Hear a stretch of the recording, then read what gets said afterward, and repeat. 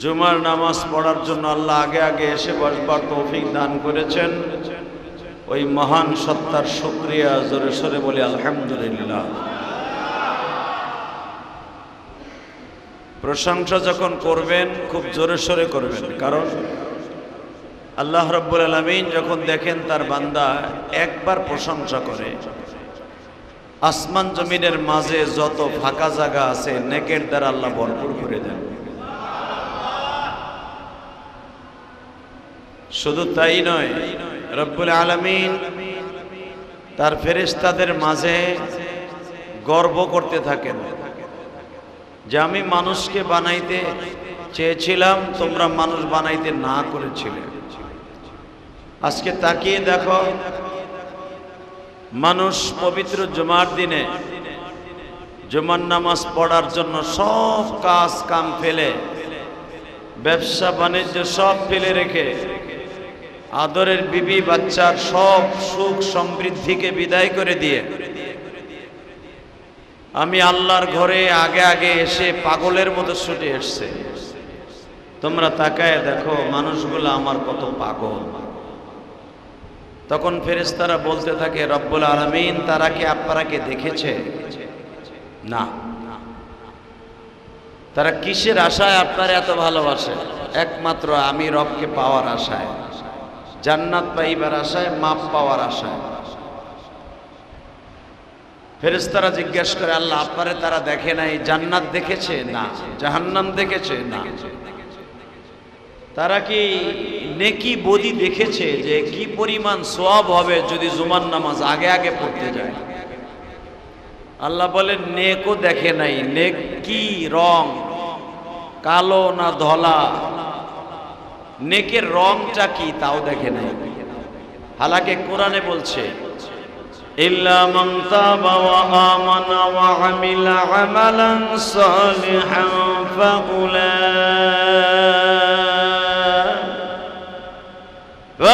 ফাউলাইকা ইউবাদদিলুল্লাহু সাইয়্যাতিহিম হাসানাত ওয়া কানাল্লাহু গফুরার রহিম।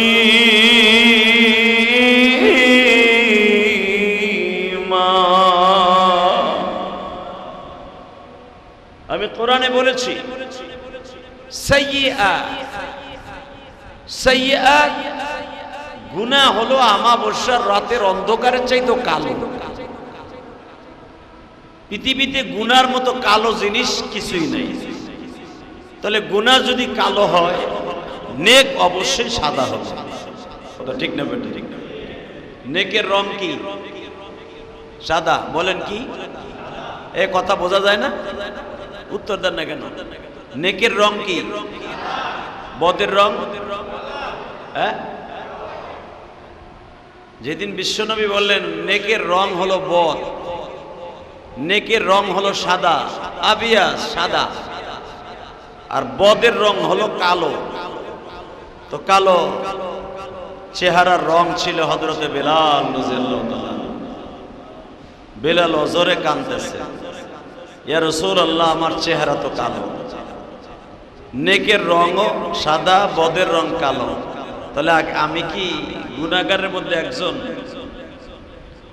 বিশ্বনবী বললেন, মানুষকে আল্লাহ যেই সূরাতেই বানাক, যেই কোয়ালিটি দিয়ে বানাক, আল্লাহর কাছে সবচাইতে সব মাখলুক থেকে দামি। সুবহানাল্লাহ বললেন না? পৃথিবীতে যত কোয়ালিটি মাখলুক আল্লাহ বানিয়েছে, কেউ বলে 18,000, কেউ বলে 20,000, কেউ বলে 19,000, কেউ বলে 30,000। এটার গণনার দিক দিয়ে সংখ্যা অনুপাতে আল্লাহই ভালো জানে পৃথিবীতে কত কোয়ালিটির মাখলুক আল্লাহ বানিয়েছে। শুধু আন্দাজে মানুষ বলে 18,000 মাখলুকাত, এটা টাটকা ভুয়া কথা, এর কোনো হাদিসে ভিত্তি নাই।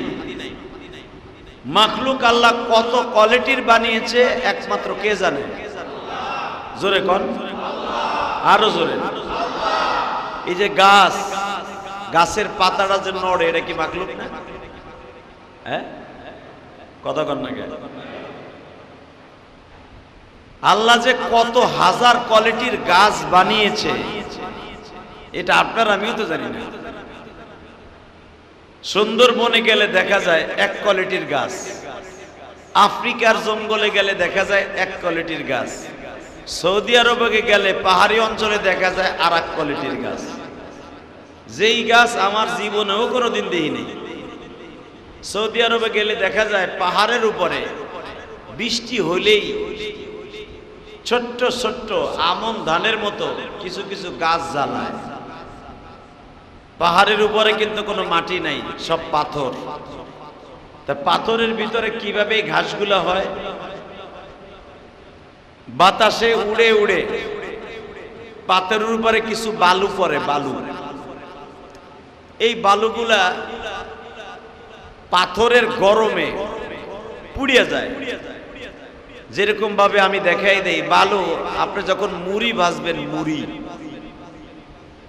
তার মধ্যে দিয়ে যখন বালুটারে গরম করেন, ওই সময় যদি আপনারও ছাইরে দেয়, আপনিও মুড়ি হয়ে যাবেন। কথা কন না কেন? সৌদি আরবের পাথরগুলাকে তাপ দেয়া লাগে না, রৌদ্রের তাপে এত পরিমাণ গরম হয়, পাও রাখা তো দূরের কথা, গাড়ির টায়ার সুদ্ধা গইলে যায়, লোহার স্প্রিং সুদ্ধা গইলে ক্ষয় হয়ে যায়, এত গরম পাথর। তো তার উপর যখন বালু পড়ে, তো বালুগুলা ওই রকম ভাবে ভাজা হয়ে যায়, মুড়ির ভাজার বালুর মতো। ঠিক এই বালুর উপর যখন বৃষ্টির পানি পড়ে, বৃষ্টির পানি পড়ার সাথে সাথে পাথরটা ঠান্ডা হয়ে যায়। আর পাথর ঠান্ডা হইলে এটা গরম হতে অনেক সময় লাগে। কথা বলেন না কেন? একদিনের ভিতরে এই বালুর উপরে বৃষ্টি হওয়ার কারণে এক রাতের ভিতরে গাছ জ্বালায়। গাছ, পাথরের উপরে গাছগুলা দেখতে, ঘাসগুলা দেখতে এত মজা লাগে, সুবহানাল্লাহ। এবার রমজানে দেখে আসলাম, কারণ শীতকালে আবার এটা বেশি হয়, কারণ শীতকালে পাথর ঠান্ডা থাকে, প্রচন্ড ঠান্ডা থাকে পাথর। বৃষ্টি হইলেই এই ঘাসগুলো জ্বালায়, দেখতে কি চমৎকার। গরমের কালে যায় দেখবেন জাগো মাথায় চান্দি ছিলা, জাগো মাথায় চুল নাই, হ্যাঁ মাথা যায় এরকম, প্রত্যেকটা পাহাড় ওই রকম, একবারে কিচ্ছু নাই। আল্লাহ রাব্বুল আলামিন বলেন, দুনিয়ার মানুষটি আমি কত হাজার কত কোয়ালিটির গাছ বানিয়েছি, পৃথিবীর কেউ জানে না নবীরা ছাড়া। 18,000 মাখলুকাত, 30,000 মাখলুকাত, 1 লক্ষ মাখলুকাত একমাত্র আমি রব জানি। যত মাখলুক আমি বানিয়েছি তার মধ্যে সবচাইতে সুন্দর চেহারা দিয়া, সুন্দর অভয় দিয়া, সুন্দর চরিত্র দিয়া, সুন্দর গঠন দিয়া আমি রব্বুল আলামিন মানুষ বানিয়েছি। বেলাল বলে, ইয়া রাসূলুল্লাহ, আমার চেহারা এত কুৎসি, চুলগুলা মনে হয় গুয়ার সুবলার মতোর মাথার মধ্যে লাগায় রাখছে রব। চুলগুলা কোকড়ানো কোকড়ানো, দেখতে কি অদ্ভুত দেখা যায় গো নবী। আমার চেহারাটা এত কালো, আমি রবের কাছে কেমনে জবাব দিব? গুনার রঙও কালো, আমার চেহারাও কালো। আমার নবী বলে, বেলাল রে, হইতে পারস তুই কালো, তোর অন্তরটা আমার মালিক বানাইছে অনেক ভালো। ঠিক না বে? ঠিক না? দেখবেন যাদের চেহারা বেশি সুন্দর, হাতের ভিতরে অহংকার বেশি। কথা কর না কেন? মানুষ অহংকার করে 3টা জিনিসের। কয়টা? জোরে কন, আরো জোরে। কয়টা? হাদিসে আছে, কোরআনে আছে, 3টা জিনিস লইয়া আমার বান্দা অহংকার করবে। 1 নম্বরে অহংকার করবে পয়সার গরম। ঠিক না বে? ঠিক। লাল মেয়ার পোলা দলা মেয়া, পয়সা নাই, সমাজে আর চাইরেনের দাম নাই। কথা কর না কেন? আগে দাদায় বড় লোক আসিল, 500 মনে 700 মনে নৌকা আসিল 10টা, তারে সবাই নাম দিছে, নাম হলো শেখ, এর নাম দিছে ব্যাপারী। কতক্ষণ না গে বংশ হলো শেখ বংশ, ব্যবসায় এত বড় নৌকা থাকার কারণে তার নাম হয়ে গেছে ব্যাপারী সাহেব।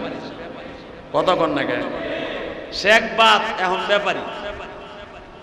দাদায় ব্যাপারী আছিল, নাতিরা ওই দাদার মতো চলাচলতি দেখাইতে চায়। এলাকার মানুষ দেখে আরে ফকিন্নির পোলা, বড়লোক আসছিল তোর দাদাই আসছিল, এখন তুই না। কতক্ষণ না গে ঠিক আল্লাহ পাক বলেন মানুষ এক নম্বরে অহংকার করবে সম্পদের শক্তির, দুই নম্বরে অহংকার করবে মানুষ বংশের বংশ। বুঝেন না আমার কথা? কারো বংশে যদি লাঠি থাকে, দেখবেন কারো ঘরে যদি গ্রামের বাড়িতে বংশে অনেক মানুষ আছে, তারা হাটে বাজারে গেলে বেটা কথা ঠিক করতে কবি আমরা কিন্তু মোল্লা বংশের বলা, পয়সা না থাকতে পারে পিড়াইয়া কিন্তু লুল্লা বানায় এলাম। কতক্ষণ না কেন আমার নাই, আমার বংশের বটার পয়সার অভাব নাই বেটা, হইতে পারে আমি ফকির নির্বলা, কিন্তু আমার বংশের লাঠির অভাব নাই, মনে রাখবি। ঠিক না বেটে? আর একটা হলো মানুষের চেহারার গরম।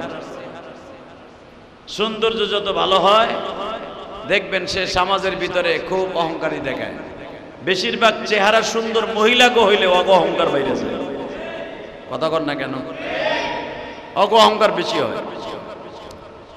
দেখেন না ইদানিং ইউটিউবে দেখা যায়, ফেসবুকে দেখা যায়, চেহারা যখন সুন্দর হয় এক এক মহিলা ইউটিউবের সামনে বলে আমি এমন একটা বেডার কাছে বিয়া বমু যে এই বেডার মাসে 10 লাখ টাকা ইনকাম থাকতে।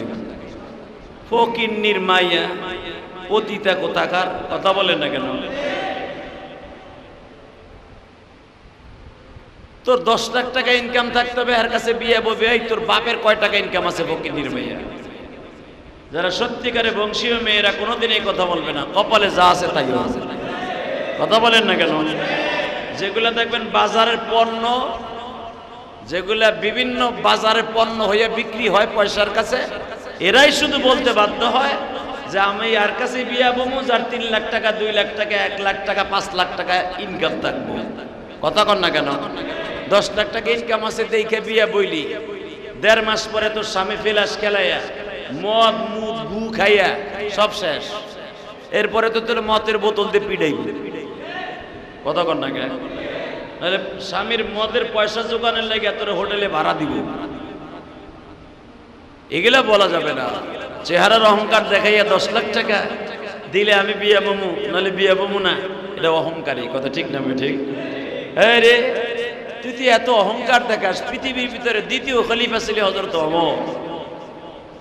ওমরের বাবা ছিল মক্কার ভিতরে 10 জন বড় লোকের মধ্যে একজন। সুবহানাল্লাহ বললেন না? জোরে কর। এই বেটারা কিছু বুঝে না নাকি? কথা কইবেন মনে করবেন দুর্বল, না আপনি সবল। মনে হয় রাত ভরে বললো কে গেঞ্জাম হয়েছে এখন মসজিদে জিমায় কে বোট ঠন্না খাইছো রাত ভরে। এই মুসলমান ভালো করে বুঝো। কথা কর না? গোল্ডি বাংলাদেশের সবচেয়ে দামি দামি গোল্ড যত সিগারেট আছে নামও জানি না, তোমরা ভালো জানো। দামি দামি সিগারেট কিনে কিনে বন্ধু বান্ধব রে খাওয়াইছো, দামি দামি ব্র্যান্ডের মদ বন্ধু বান্ধব রে খাওয়াইছো। কিন্তু এমন একটা সময় গেছে যে একটা সোনালী বিড়ি কিনে খাইবো হে তো অভিজ্ঞতা। এমন জিন্দিগি আছে না? আছে, আছে। যেরকম তার জ্বলন্ত প্রমাণ আমি আপনাকে দেখাই দিই। এই পৃথিবীতে যারা আল্লাহকে চেয়েছে তাদের সাথে আল্লাহ দেখা দিয়েছে, আর এই পৃথিবীতে যারা সম্পদ চাইছে আল্লাহ তাদেরকে সম্পদ দিছে, কিন্তু আখেরাতে তাদের দিবে না। কথা ঠিক না বেটে? ফেরাউন এই দুনিয়া চেয়েছিল। ফেরাউন কিন্তু জানতো যে আমার একজন রব আছে। ফেরাউন জানতো না? কথা কর না কেন? যারা 5 ওয়াক্ত নামাজ পড়েন না, হারাম সুয়ার খান, সুদ ঘুষ, নিজে মনে করেন এটা হালাল, সুদরে মনে করেন দূর এটা কোনো ব্যাপারই না, ঘুষে মনে করেন দূর এটা আমার পারিশ্রমিক, যদি এইটা আমার জন্য আল্লাহ জায়েজ না কত তাহলে আমার এই চাকরি দিল কে? এরকম কিছু আছে না? এটা জানার পর সে জানে যে এই সুদটার ঘুষটা মার সাথে জেনা করার গুনার সমতুল্য, এরপরও দেখা গেছে সে খাইতেছে। কথা কর না কেন? হ্যাঁ জোরে কর। গত 3 দিন আগে 26 তারিখ বরিশাল বাউফল মাহফিল করে আইতেছে, তো টেরাকে করে তরমুজ যাইতেছে, তরমুজ বাউফল ফেরির থেকে পার হয়ে আমার সাথে, আমার গাড়ির সাথে একটা ওই যে ছোট পিকআপ আছে না, পুরা তরমুজ ভইরা একসাথে ফেরিতে পার হইছি, ফেরিটাও পার হইছি, তরমুজের গাড়িটা বাউফল থানার মধ্যে কেবল ঢুকছে, সিপার মধ্যে টার্নিংটা লইব, যাইব কালায়ার দিকে, কালায়া যারা বরিশাল দিক বাড়ি আপনারা চিনবেন, কালায়া, কালায়া রোডে ঢুকবে, ওই মোচরটা পার হইতে না হইতেই তিনটে সাইডে আল্লাহর ওলি খাড়াই দিয়েছে। আল্লাহর ওলি বুঝেন তো ভালো, বুঝলি হয়েছে, আল্লাহর ওলি চারজন তিনজন খাড়াই দিয়েছে, খাড়ায় দেখলাম তরমুজের গাড়িটারে আস্তে করে ইশারা দিল। চিন্তা করেন এই ওলির আঙ্গুলের ভিতরে কি কারামতি আল্লাহ দিছে। আমি ইলিয়াসুর রহমান জিহাদি ইশারা দিলে আমার মাইরে দিয়ে যাইব, ঠিক না বেঠিক? আর এই অলিতে খালি ইশারা দিছে, গাড়ি সাইড হয়ে গেছে। কি অলির অলি! এই জন্য চিন্তা করছি এই অলি গো কথা ড্রাইভারের টাকা কি লেগে দেয়। আমরা এত চিল্লাই যে ভাই 100 টাকা মসজিদে দেন, মা বাপ ভালো থাকবো, ব্যবসা বাণিজ্য ভালো থাকবো, পকেটের তা বাইরে না, কথা কন না কেন? আর এই অলিগুলো খালি ইশারা দেয়, আঙ্গুলের ইশারায় গাড়ি পুরো সাইড হয়ে যায়। কি অলির অলিতে চিন্তা করে, খালি অলিতে দেখলাম ইশারা দিছে। আমার জামাই মনির ড্রাইভিং এ, আমি পাশে বসা, আমি মনিরে কইলাম দেখ অলির আঙ্গুলের কারামতি কি, খালি ইশারা দিছে, গাড়ি ব্রেক, আস্তে বাম হাতটা ঢুকাই দিল, সে আবার ডাইনে বামে চায়, কারণ এখন তোর শেখ হাসিনার আমল না, কথা কর না কেন? খাইতে হইলে বুঝে শুনে খাইতে, তা বাম হাতটা ঢুকাই দিছে, ডাইনার দেয় নাই, বাম হাতে ঢুকাই দিল, মনে হয় 60 টাকা না 70 টাকা, 50টা নোট দেখছে, ভিতরে কয়টা তা জানি না, আস্তে করে আর এক দিক সাইডে ঢুকাই থইল। ও জানে যে আমি যেটা নিলাম এটা আমার জন্য হালাল না, কথা বলেন না কেন? হ্যাঁ, তা আমি আবার কোনটা তোর কম না, আমি কইলাম হের গাড়ি যখন বেরেক হয়েছে আমারটাও বেরেক করে, হের সামনে যাইয়া বেরেক করে কইলাম কিও স্বভাব এখনো ভালো হয় নাই। আসসালামু আলাইকুম, আপনি জিয়াদি সাহেব না? দোয়া করেন, এর লেগে দোয়া করাও হারাম, কথা কর না কেন? যে আমার সামনে বা আমার বাইর করে যে ঘুষ খাইলো, ওর জন্য দোয়া করা যায় আছে? ওর জন্য দোয়া করলে আমারও ইমান যাইব, কথা কর না কেন? কারণ কোরআন শরীফে ডাইরেক্ট কথা, তা'মুরুনা বিল মা'রুফ ওয়া তানহাউনা আনিল মুনকার ওয়া তু'মিনুনা বিল্লাহ, ভালো কাজের আদেশ দিবা, অসৎ কাজে ফিরাবা। তোমার সামনে যদি দেখো মান রাআ মুনকারান ফালিয়ুগাইয়ির বিয়াদিহি ওয়া ইল্লাম ইয়াস্তাতি, তোমার সামনে যদি দেখো খারাপ কাজ হইতেছে, অন্তত হাত দিয়ে মাইরে ফিরাও, কথা কর না কেন? অন্তত সেইটা না পারলেও মুখ দিয়ে ফিরাও। তা আমি তো আমার মুখের সুন্নাত আমি আদায় করছি, আমি কিও স্বভাবে এখনো ভালো হয় নাই। হুজুর আপনি জিয়াদি সাহেব না? আসসালামু আলাইকুম, দোয়া করেন। এখন ওর জন্য দোয়া করা কি জায়েজ আছে? কথা বলেন না কেন? আমার দাওয়াত আমি পৌঁছাই দিয়েছি, শুধু একটা কথা মনে রাখবেন, সারা দুনিয়ায় আমরা জেনে শুনে সবকিছু জানি যে এটা হারাম, তারপরে এটা হারাম মনে করি এটা হালাল। আমি 5 ওয়াক্ত নামাজ পড়ি না, আমার জাহান্নামে যেতে হবে, এটা আমি জানি না, কথা বলেন না কেন? আমি জানি না, আমি জানি না, যাই না আমি পড়ি না। ঠিক ফিরআউন জানতো যে রব কে, আল্লাহ নামটা জোরে কর না। ফিরআউন জানতো, তারপরও যাই না শুই না ক্ষমতার দাপটে বদমাইশটা লুচ্চাটায় দাবি করে বসছে আমি রব। কোরআনের ভাষায় এইভাবে আসছে, আনা রব্বুকুমুল আ'লা। মুসা তোর যে খোদা আছে ওইটার বড় খোদা আমি। মুসা আলাইহিস সালাম বললেন তুই যদি বড় খোদা হস তুই তোর বোর খবর লয়ে এলো, সুবহানাল্লাহ কইলেন না? তুই যে খোদা, এই তুই যে খোদাই দাবি করস, তুই নিজের একটু ওয়াল ইন ওয়াল মনে করস, সবচেয়ে বড় খোদা, তোর বোর খবর ল। আর তোর বোর কাজের একটা বুয়া আছে, নাম তার আকলিমা, ওর খবর ল। ফিরআউনের মাথার মধ্যে পুরো গেরা উঠে গেছে। কে? তোর বউ আমার কাছে কালেমা পড়ছে, তোর কাজের বুয়া আমার কাছে কালেমা পড়ছে। হে সুবহানাল্লাহ জোরে কর। ফেরাউন আস্তে করে বলে, হে মুসা, আমি ডাইরেক্ট বললাম আমার বউ আমার খাটে ঘুমায়, স্বর্ণের খাটে ঘুমায়, আরামের খাটে ঘুমায়, আমার কোলের মধ্যে ঘুমায়। বউ কোনোদিন আমার সাথে বেঈমানি করতে পারে না। সঙ্গে সঙ্গে আল্লাহর পয়গম্বর মুসা বললেন, আমি তোর বাসায় 23 বছর ছিলাম। কয় বছর? জোরে কর, আরো জোরে। সূরা আম্বিয়ার কথা, এটা আমার বাপের বানানো কথা না। 23 বছর ফেরাউন মুসারে পালছে। কিভাবে পালছে জানেন? পৃথিবীতে কোনো বাচ্চাকে এইভাবে শান শওকতের সাথে পালে নাই। 23টা বছর পালছে। 23টা বছরই মুসারে স্বর্ণের কাটে ঘুমাইছে। মুসার জন্য অন্তত 100টা বান্দি কাজের বুয়া নিযুক্ত করা ছিল। মুসা আলাইহিস সালাম মাছের কাঁটা বাইসা খাইতেন না। মাছের কাঁটা বাইসা দেওয়ার জন্য একটা বান্দি নিযুক্ত করা ছিল। মুসা আলাইহিস সালাম যত সময় খাবার খাবে স্বর্ণের গ্লাসটা হাতে নিয়ে বসে থাকার মতো 5টা বান্দি ছিল। মুসা আলাইহিস সালাম এক জোড়া জুতা, স্বর্ণের জুতা পরবে, ওই জুতা জোড়া দ্বিতীয়বার পরবে না, বানাবার জন্য কারিগর, শত শত কারিগর মুসার জন্য নিযুক্ত করা ছিল।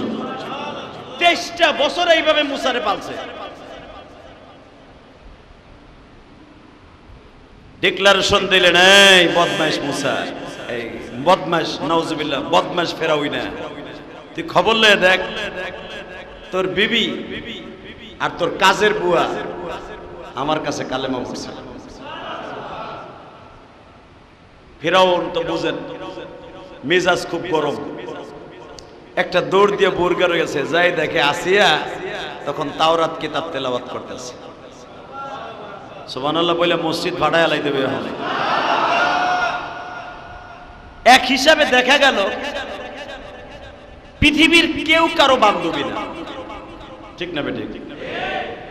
যদিও আসিয়া আল্লাহর হুকুম পালন করার জন্য মুসাকে নবী মানছে, তো স্বামীরটা খাইয়া, স্বামীর সাথে সবকিছু করিয়া দেখা গেছে অনেক স্ত্রী আছে, সব কিছু ঠিক আছে, এত কষ্টের স্বামী, এত কষ্টের সব, স্বামীর লগে সম্পর্ক ভালো নাই, তার নাঙের লগে সম্পর্ক ভালো আছে। এরকম আছে না নাই? অনেক মহিলার পরকি আছে না? জোরে কর না কেন মিয়া? আপনারা তো আল্লাহর ওলি, আপনাকে বউরা তোর করে না। যারা করে অক্কাস্তে সবক লয়ে দেন, ওই বেটা কত যন্ত্রণার মধ্যে আছে। কথা কর না কেন? এক পুলিশ দেখছেন না ফেসবুকে কালকে, তার বউরে আস্তে আস্তে আস্তে করে চিংড়ি মাছের মতো কোবায় কোবায় ভাগা দিছে। সাংবাদিকরা জিজ্ঞেস করছে, এইভাবে বউরে মারলেন কি? আপনি আইনের লোক? তত্তর বেড়া আইন, আইন তো মানুষই বানায় বেড়া, তো মানুষে বানায়। আমি পুলিশে আমার বউরে আমি ঠিক করতে পারি নাই, আমার বউ অন্তত পরকিয়া করে। আমার কষ্টের টাকা দিয়ে, আমার এত কষ্টে রাত দিন 24 ঘন্টা মেহনত করে কামাইয়া বউরে এনে দেই, এই বউ তার মামা তো বাইর লগে পরকিয়া করবে, আর ওরে আমি দুনিয়ায় রাখবো, চাকরি গুল্লায় যাওগা, ওরে আগে শেষ করে গেছে। কথা কর না কেন? ওই একজন কয় সুবহানাল্লাহ, পুলিশের বউ পরকিয়া করছে, হে কয় সুবহানাল্লাহ।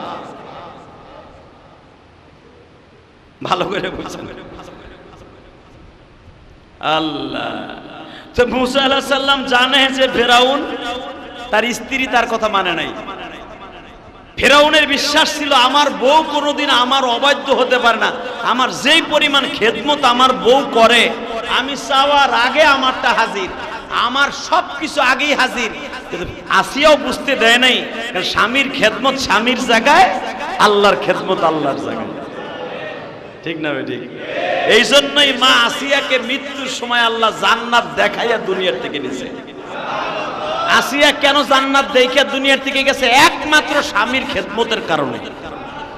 এত বড় জালিম, এত বড় বদমাইশ হওয়ার পরেও আল্লাহ ডাইরেক্ট কোরআনে বলেন সূরা সফফাতের মধ্যে,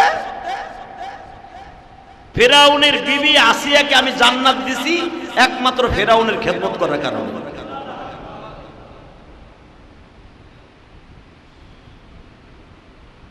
ফেরাউন এতদিন কোনোদিন বুঝতেও পারে না আমার বউ কোনোদিন এই কাম করতে পারে। আজকে ঘরের মধ্যে যাইয়াই দেখে আসিয়া আর তার কাজের বুয়া দুইজনে তাওরাত কিতাব মুখস্থ করতেছে। আসিয়াও বুঝতে পারে না আমার স্বামী এই টাইমে ঘরে আসবে। কাজের বুয়াটাও বুঝতে পারে না এই টাইমে ফেরাউন সংসদ থেকে বাসায় আসবে।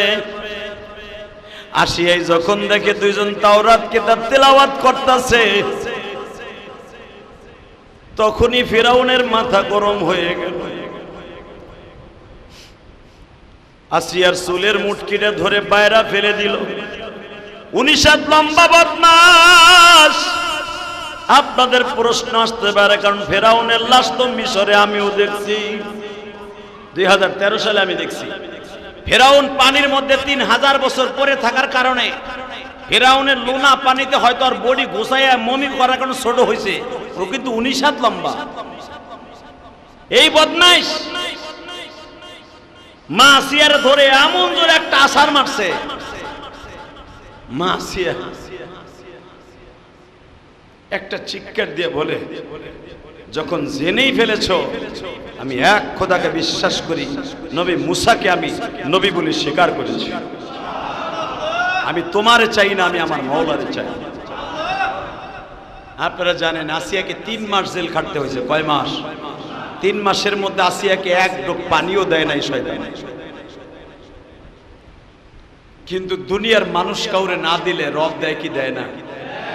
মা আসিয়া জেলখানায় বইয়া জান্নাতের খাবার খায়।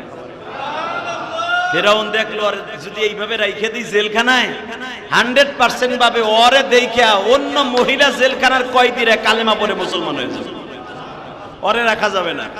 ফেরাউনের যে কাজের বুয়াটা, তার স্বামীও কালিমা পড়ছে, তার মেয়েটাও কালিমা পড়ছে, তার 3.5 বছরে একটা মেয়ে ছিল, সেও মুসলমান। আপনার জানা আছে পুরা ফ্যামিলি আসিয়া সহ কেমনে মারবে? প্রস্তাব আসলো সংসদের ভিতরে। সর্বপ্রথম ফেরাউনের হাতের বিচার, কিভাবে তাকে মারা যায়। সবাই সিদ্ধান্ত দিল ফাঁসির মঞ্চে উঠে ফাঁসি দেন। আর একজনে বলল শুলি দেন। শুলি আপনারা চেনেন কিনা আমি জানি না। শুলি হলো ওই জামানায় বিশাল বড় একটা রড, বিশাল বড় একটা রড। আরো সহজে বুঝাই দেই, এই যে গাছ পাইলিং কয় না, গাছ পাইলিং বড় একটা রড দেখছেন না, ওটার ভিতরে কিন্তু আর একটা বড় পাথর থাকে, ওইটারে গোল দেয় আর ধাম করে ছাড়ে। আর ওই পাথরটা কিন্তু ওর ভিতর দিয়ে বড় একটা লম্বা রড থাকে। ওই রডের মাথাটা কিন্তু অনেক সুসালি থাকে, দেখছেন আপনারা? আমার বাড়ি পাইলিং করার সময় দেখছি এইরকম ভাবে সুসালি থাকে। ওই সুসালি যায় যদি আপনার পেটের উপরে এমনি রাইখাও দেয়, ওই দিক দিয়ে বাড়াই যাবে। শুলি এইটাকে বলা হয়। ওই জামানে এমন একটা রড আছিল, একটা মানুষ যদি লম্বা থাকতো 12 হাত, ওই শুলির রডটা থাকতো 16 হাত। এইভাবে টানানো থাকতো, পায়খানা রাস্তার ভিতর দিয়ে ওই রডটা কেমনে বসায় দিত, আস্তে করে ছেড়ে দিয়ে যাতা দিত, পায়খানা রাস্তা দিয়ে রডটা ঢুইকে মাথার তালু দিয়ে বের হয়ে যেত। এটাকে বলা হয় শুলি। 2 দিন 3 দিন থাকার পরে এমনি মারা যাইতো মানুষটা। মারা যাওয়ার পরে তার নামাইয়া আগুন দিয়ে জ্বালাই দিত। এটাই ছিল শুলি। তো একজন সিদ্ধান্ত দিল, বউ যখন আপনি উলাঙ্গ করে শুলি দিবেন, এটা দেখতে কেমন দেখা যায়। খোদার বউ খুদি, যতই সে অপরাধ করুক, এইভাবে ল্যাংটা করে তার এই বিচারটা করে, এটা আমাদের কাছে শোভনীয় না। ফেরাউন বলল, আমারও তো মায়া লাগে, এতশো বছর ঘর করলো আমার সাথে, ঠিক আছে আরে শুলি দিব না। একজনে বলল, ইব্রাহিম নবীর মতো আগুনের মধ্যে ফেলাও, নমরুদ যেমনি কাম করছে। ফেরাউন বলে, দেখ এত বছর ঘর করলো, আগুনের মধ্যে ফেলাবো, এটা হয় না। এরা ও যখন আগুনের মধ্যে জ্বলবে তখন আমার খুব কষ্ট লাগবে, একটা কাজ কর, অন্য কিছু আছে কিনা। কারো সিদ্ধান্ত উপনীত হলো না। শয়তান বড় মানুষের ভেষ ধারণ করে বলে, তোমার যদি দ্রুত তোমার মজা লইতে চাও, একটা মরার সিস্টেম আছে। কি? পৃথিবীতে আজও পর্যন্ত কেউ এইভাবে মারে নাই, সেই দৃষ্টান্তমূলক শাস্তি তুমি দাও, তোমার এই তোমার এই সাজাটা কিয়ামত পর্যন্ত মানুষের মনের মধ্যে থাকবে। ফেরাউন শয়তান, ওই শয়তানের বুদ্ধি নিয়ে বলে, সেটা কি? দুনিয়ার মানুষ এইভাবে বিচার করে, সেটা কি? শুলিতে চড়াইছে, আগুনে ফেলছে, ফাঁসি দিছে, সব বিচার হয়েছে, কিন্তু এই কোয়ালিটির বিচার পৃথিবীতে কেউ করে নাই, তুমি প্রথম করবা। সেটা কি?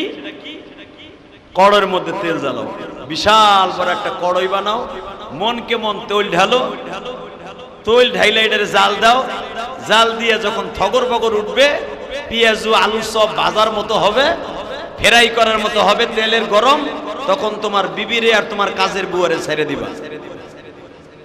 নাউজুবিল্লাহ বলেন না? সবাই সিদ্ধান্ত দিল, খোদা এটা নতুন একটা বিচারের কোয়ালিটি, আজও পর্যন্ত এই বিচারের কোয়ালিটি কোথাও হয় নাই, এটা আপনি খোদার দ্বারাই সম্ভব। আপনারা জানেন বিশাল বড় কড়ই বানাইলো এই বদমাইশ, বিশাল বড় কড়ই বানায়া 3 দিন পর্যন্ত এই কড়ই জ্বালাইছে তেলে। বাজানরে 3 দিন পর্যন্ত কড়ইটা জ্বালার পরে এমন পরিমাণ গরম হয়েছে, আপনারা তো বুঝতে পেরেছেন। এত দামি দামি কাষ্ঠ দিয়ে আগুনটা জ্বালাইয়া যখন সমস্ত তৈলগুলা পেঁয়াজু ভাজার মতো থগর বগর করতাছে, সর্বপ্রথম মনে মনে ভাবছে কাজের বুয়াটার আগে জ্বালাই, তারপরে দেখি আমার বউ ডরে আমারে মাইনে নেয় কিনা। বাজানরে কিন্তু মনে রাখবেন, আল্লাহর প্রেমের আগুন যাদের অন্তরে একবার জ্বলছে, ওরে দুনিয়ার কোন আগুনে ধরতে পারে না। কথা ঠিক না বে ঠিক? সর্বপ্রথম সিদ্ধান্ত হইল, আপনার কাজের বুয়ারে আগুনের মধ্যে ফেলাবার আগে ওই মেয়েটার, তোমার কাজের বুয়ার 3.5 বছরের মেয়েটারে ফেলাও। দুনিয়া একটা মাত্র দরদি আছে, নিজের জীবন দেয় সন্তানরে বাঁচায়। ঠিক না বেটি? ওই দরদিটা আর কেউ না, তার নাম কি?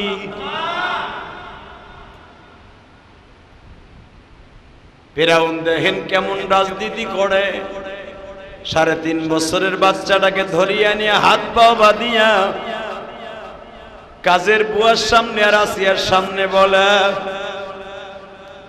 তোর মেয়েটাকে কিন্তু এখনই এই গরম তেলের মধ্যে ফেলে দিব।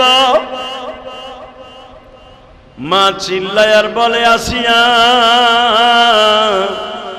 আমাদের নবী মুসা কই? আল্লাহ রাব্বুল আলামিন কোরআনে ওই কথাই বলেন, সূরা আম্বিয়ার ভিতরে মুসারে তাকায়া দেখ, দুনিয়ার আগুনে আমার কাজের বুয়ার মেয়েটা ঠিকই ফেরাই হয়ে যাবে, কিন্তু আমার জান্নাতি হাউজে কাউসার দিয়ে আমি আর মেয়েটারে গোসল দিব।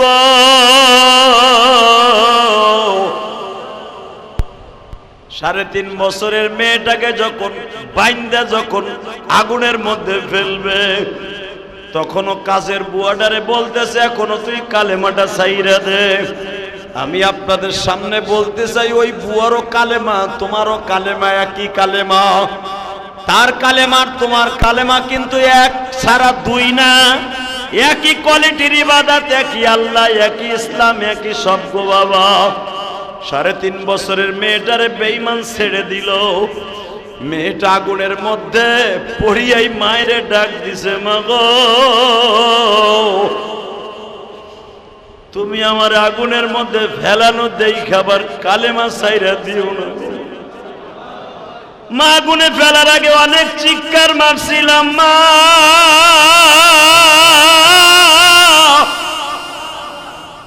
মনে করছিলাম এই তেলের মধ্যে বুঝি মৃত্যুর অনেক যন্ত্রণা গো মা, কিন্তু জানতাম না এই কড়ের ভিতর দিয়ে ডাইরেক্ট আমার মওলার বাড়ির রাস্তা।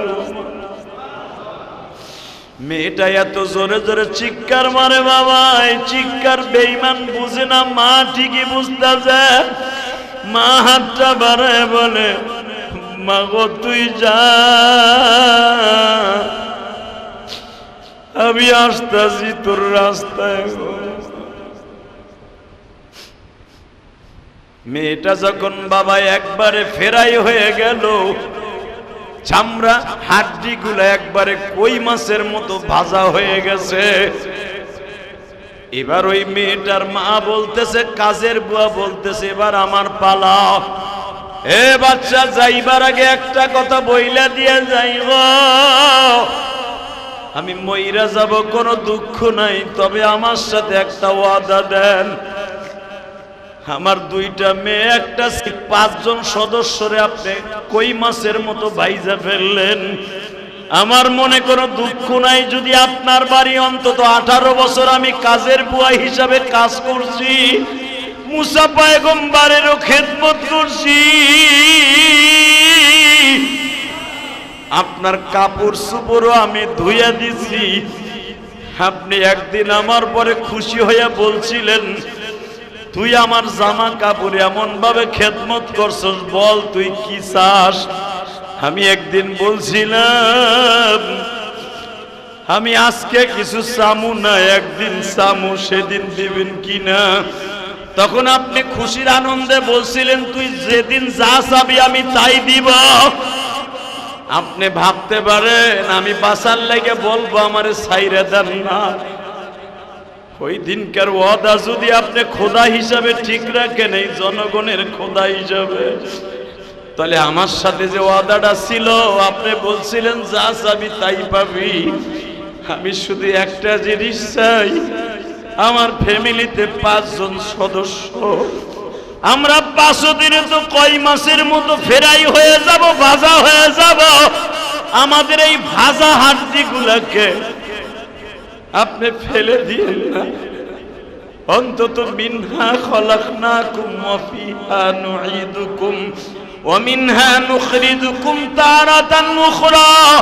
আমার আল্লাহ বলছে, এই মাটি থেকে তোরে বানাইছি, এই মাটির নিচেই নিয়ে আসবো। আমার মালিকের যদি কথা থাইকা থাকে, আমার হাড্ডিগুলা যা একবার ফেরাই হয়ে যাবে, ভাজা হয়ে যাবে। আমার ছোট্ট মেয়ে তাসলিমার বডিটা আর আমার বডিটা তেলের থেকে উঠাইয়া আপনি ফেলে না দিয়ে মাটির নিচে দাফন করে দিয়েন, একটা গর্তের মধ্যে দাফন করে দিয়েন। আমি অন্তত কিয়ামতের মাঠে এই 5 জনের কোলের মধ্যে নিয়ে মালিকের দপ্তরে দাঁড়ায় বলতে পারি, মালিক আগুনের মধ্যে ঝাঁপ দিছি, তবু তোর জাহান্নামের আগুনে ঝাঁপ দিতে রাজি না। মালিক যদি ভালো লাগে তুমি আমারে আর জাহান্নামের আগুনে ফেলাইও না। দুনিয়ার আগুন কত ভয়ঙ্কর আমি নিজে দেখে আসছি মালিক।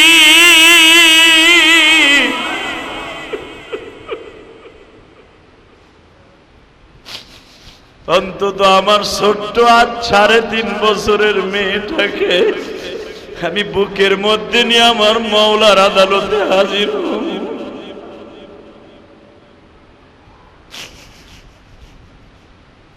আপনি আমার বডিটারে ভাজা হওয়ার পরে মাটির নিচে দাফন করে দিয়েন। বাজানিখানি শেষ না, বুখারীর মধ্যে দেখবেন আনাস ইবনে মালিক বলেন, আমার নবী যখন মিশর সফর করতেছিলেন, যেখানে মেয়েদের 5টা লাশকে এক জায়গায় দাফন করা হয়েছিল, ফেরাউন কিন্তু তার ওয়াদা ঠিক রাখছিল।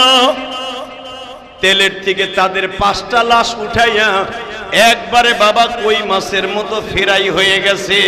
ফার্মের মুরগি ভাজলে যেরকম ভাবে ভাজা হয়ে যায়, গিরিল হয়ে যায়, সমস্ত চামড়াগুলা বাবা ভাজা হয়ে একবারে কড়কুড়ে হয়ে গেছে। এই লাশটারে উঠাইয়া মাটির নিচে দাফন করে দিছে। 1-2 বছর পরে নয়, 3000 বছর পরে আমার নবী দুনিয়া আসলেন। আল্লাহু আকবার বলতে হবে।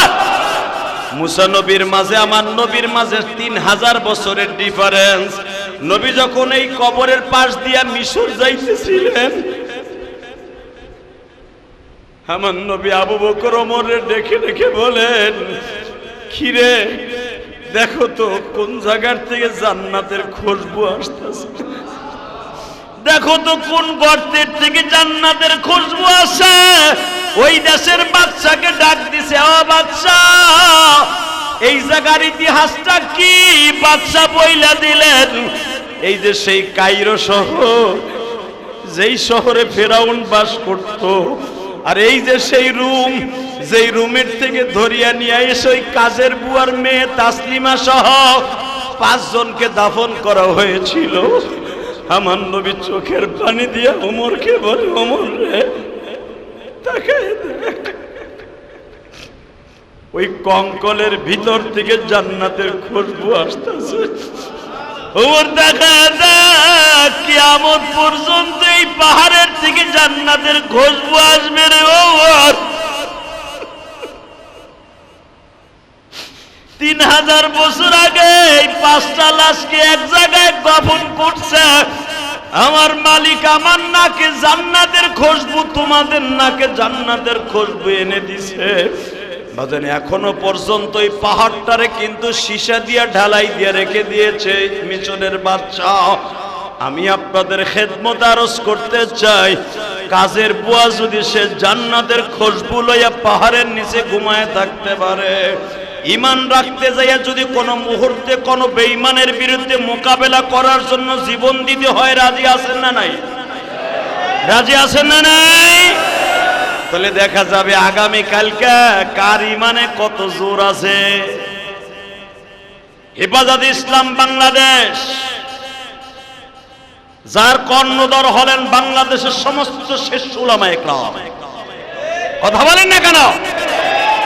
আপনি জানেন আগামীকালকে কেন ডাক দেওয়া হয়েছে? একমাত্র এই দেশের সরকার গঠন করার জন্য নয়, আগামীকালকে ইউনূস, ডাক্তার ইউনূস রে আর এই সমন্বয়কদেরকে টাইনা নামাবার জন্য নয়, এই তত্ত্বাবধায়ক সরকারকে নামাবার জন্য কালকে সরোয়ার্দী উদ্যানে জমায়েত করতে বলেন উলামায়ে কেরাম। শেখ হাসিনা যেদিনকা যেই আইন পাশ করতে চেয়েছিল, আপনাদের মনে আছে কিনা জানি না, এই আইন পাশ করার জন্য বাংলাদেশের শাহবাগীদের কিছু নর্তকী আর পতিতা পুরুষদের রাতের কাস্টমার, যারা পুরুষদের চরিত্রহীন করার জন্য যে সমস্ত কুস্তিগুলাকে রাস্তায় নেমে দিয়েছিল শেখ হাসিনা। কথা বলেন না কেন? সেই শাহবাগের চত্বর, বেজরমা চত্বর, সেই শাহবাগের চত্বরে শেখ হাসিনা নামাই দিয়েছিল রাজাকার রাজাকার বলে, আলবদর আলবদর বলে, হেফাজতকে চিরতরে স্তব্ধ করে দেওয়ার জন্য, বাংলাদেশকে নিস্তালামত করে দেওয়ার জন্য, চিরতরে স্তব্ধ করে দেওয়ার জন্য সেই 5ই মে শত শত উলামায়ে কেরামের রক্তে রঙিন হয়েছিল সেই শাপলা চত্বরের কালো পিচ জ্বালায়। ভুলে গেছেন? ভুলে যায়েন না। আপনারাও ভুললে মালিক ভুলবে না। কথা বলেন না কেন? আমি যখন কালীগঞ্জ শামসুল উলুম মাদ্রাসার প্রিন্সিপাল ছিলাম, আমার মাদ্রাসার ছেলেদের 12টা ছেলে গুলিবিদ্ধ হয়েছিল। আল্লাহর কসম করে বলছি, এই ছেলেগুলাকে আমি ট্রিটমেন্টও করাইতে পারি নাই। যখন আমার কানে খবর আসলো 12টা ছেলে গুলিবিদ্ধ হয়েছে, চড়াগুলি, ছেলেগুলা মারা যাবে, এর ভিতরে 2টা ছেলে মারাও গিয়েছিল। তাদের বাড়ি চাঁদপুরে। ছেলে 2টাকে ঠিক মতো জানাজাও করতে দেয় না হানাদার বাহিনী। শুধু চোখের পানি ফেলছিলাম আমি জিহাদি।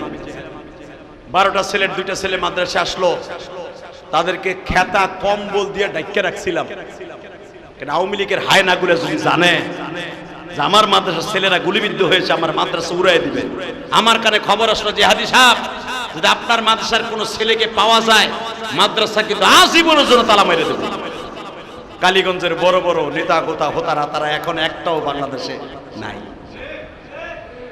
উনরা এখন ঠিকই হেফাজতের হুজুররা ঠিকই আছে। তোমরা এখন যার যার বৌসল মেয়ে তুই কোথায় কে আছো তুমি নিজেই ভালো জানো। কথা বলেন না কেন? কথা বললে বলতে হবে, কারণ উলামায়ে কেরামের কলিজা আল্লাহ আলাদা স্বর্ণ দিয়ে বান্ধাই দিছে। কখন কে আমারে রাস্তায় ফেলাইয়া মারবে, কে আমারে ফাঁসি দেবে, এই চিন্তা ভাবনা করে উলামায়ে কেরাম কথা বলে না। কথা বলে না কেন? আমি জানি এই সমস্ত বক্তব্যের দ্বারা আমাদের শত্রু পয়দা হয়, বন্ধু পয়দা হয়, এটাও জানি। শত্রু পয়দা হলেই তো আমার লেগে ভালো। কথা বলে না কেন? তোদের হাতে মৃত্যুবরণ হলেই তো আমি শহীদ হয়ে যাব। কথা বলতে হবে, কারণ তুই যারে মারবি, তুই যারে মারবি, তুইও যার কাছে যাবি, আমিও তার কাছে যাব। কথা বলতে হবে। এই মুসলমানের বলা, গতকালকে গেছি গোলাম বাজার, ওখানে মোল্লা ফারুক আছে না, মোল্লা ফারুক, যে কয়েকদিন আগে একটা লোক কোবায় মারছে দিনে দুবারে। এই মুসলমানের বলা, একজনে বলতেছে দিনে দুহারে মানুষের সামনে কোবায় মারলো। আমি শুধু এতটুকুই বললাম, আপনি যদি কাউকে মারেন, বলা তাসিরু ওয়াজিরাতুন বিজরা উখরা, এটা আমার বাপের কথা না, কোরআন শরীফের কথা। আপনি যদি কাউকে অন্যায় ভাবে কোবায়া মারেন আর গুলি করে মারেন, আল্লাহর কসম, আল্লাহর কসম, আপনি ওইভাবে মরবেন। কথা বলেন না কেন? আপনি মারবেন দিনের আলোতে, আর আপনারে মারবে কুত্তার মতো রাতের অন্ধকারে। কারণ আপনার মৃত্যু দুনিয়ার কেউ দেখবেও না, এমনকি এক ঢোক পানিও খাওয়াবে না। কথা বলে আরো জোরে, আরো জোরে। শুধু একটা কথা বলতে হবে, এই দুনিয়া আসছে একদিন, মরবো একদিন। এই বাড়ি গাড়ি আমার না, আমার শুধু এই মসজিদটা। আলহামদুলিল্লাহ বলেন। শুধু আপনাদের খেদমত আরজ করতে চাই, যারা আমার পিছনে আজকে জুমার নামাজ পড়ছেন, আগামীকালকা সরওয়ার্দী উদ্যানে উলামা ইকরামের ডাকে যেতে হবে। রাজি আছেন না নাই? কে কে রাজি আছেন দেখে হাত তুলে দেখান তো। এই দেখান তো দেখি।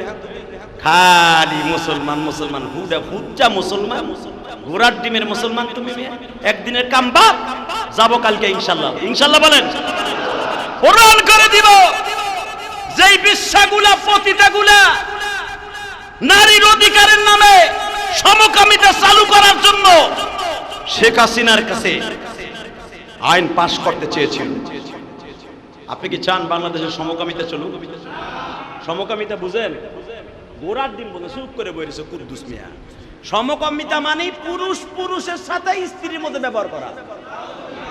হ্যাঁ, নাউজুবিল্লাহ, বোর খেতার নিচে দিয়ে কইল।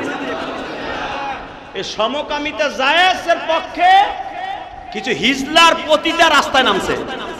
এই আইন ডাক্তার ইউনূসের কাছে প্রায় ১৫০০ পৃষ্ঠার একটা বই লেখা এই আইন পাশ করার জন্য, নারী নীতিমালা, এই আইন লেখে এই আইন পাশ করার জন্য ওরা শেখ হাসিনারে দিয়ে পাশ করাইছিল। ওই আইন বাদ হয়ে গেছে, এখন ডাক্তার ইউনূসের কাছে ওরা আবার ওটা লয়ে গেছে। পুরুষে পুরুষে বিয়া, মহিলারা পোশাকের কোনো তো স্বাধীনতা থাকবে না। ইচ্ছা করলে জাইঙ্গা পরেও নামতে পারবে আমেরিকার মতো, ফ্রি সেক্স। ইচ্ছা করলে রাস্তায় নাইমা, বোরকা তো দূরের কথা, গেঞ্জিও পড়তে পারবে। সঙ্গ করে যখন শুলিতে চড়ানো হয় প্রথম, তখন আসিয়া বলছিল, আমি যদি তোর জীবনে একটা রাত্র খেদমত করে থাকি স্ত্রী হিসাবে, আমার লজ্জা স্থানে অন্তত আমার ব্লাউজটার পেটিকোটটা খুলিস না। বেঈমান তখন ওটাও খুলে ফেলেছে। আপনারা জানেন কোরআন শরীফের কথা, সূরা বাকারার মধ্যে আসছে, যখন মা আসিয়াকে একবার উলঙ্গ করে ফেলে, তখন আল্লাহ রাব্বুল আলামিন তার জান্নাত থেকে আসিয়ারে পোশাক করেছে। অতএব বাংলাদেশের নারী স্বাধীনতার নামে উলঙ্গ বেহায়াপনা বাংলাদেশে চলবে না।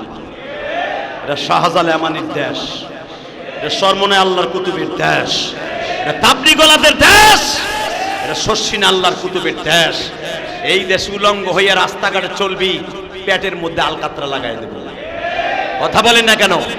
অথবা এমন কেউ নামু, তোর মান নাম আর তোর বাপের নাম ভুলাই দেব। আর এই আইন যদি বাংলাদেশে ডাক্তার ইউনূস কেন, বাংলাদেশে যেই পাস করবে ওর বিরুদ্ধে আমাদের জিহাদ চলবে, যেমন শেখ হাসিনার বিরুদ্ধে জিহাদ চলেছিল। আল্লাহ আমাদের কবুল করুন। যাবেন তো ইনশাআল্লাহ? ওরা যেরকম 1500 পৃষ্ঠার একটা বই জমা দিছে ডাক্তার ইউনূসের কাছে আইন পাস করার জন্য, আমরা দেব 15,000 পৃষ্ঠার এক বই। দেখি তোর কোন বাপে পাস করায়, তা খালি দেখব। কালকে বাইরে সবগুলো কান কোন ফাটায় হালাবো। ওই শাহবাগী যে কটা আছে প্রত্যেকটা কুত্তার কুত্তিরে জায়গায় পুঁতা ফেলবো। রাজি আছেন না? ওর আর একবার রাস্তায় নামবে এই আইন পাস করাবার জন্য, যেখানে পাবো ওইখানে কুত্তার মতো কুবাইয়া জায়গায় মাইরা ফেলবো। এটা ফিরাউনের জামানা না, এটা মুসলমানের জামানা। আসেন তওবা করি, আস্তাগফিরুল্লাহ। রব্বি মিন কুল্লি যামবি ওয়া আতুবু ইলাইহি লা হাওলা ওয়ালা কুওয়াতা ইল্লা বিল্লাহিল আলিয়্যিল আযীম। আল্লাহুম্মা আমিন। ربنا ظلمنا أنفسنا وإن لم تغفر لنا وترحمنا لنكونن من الخاسرين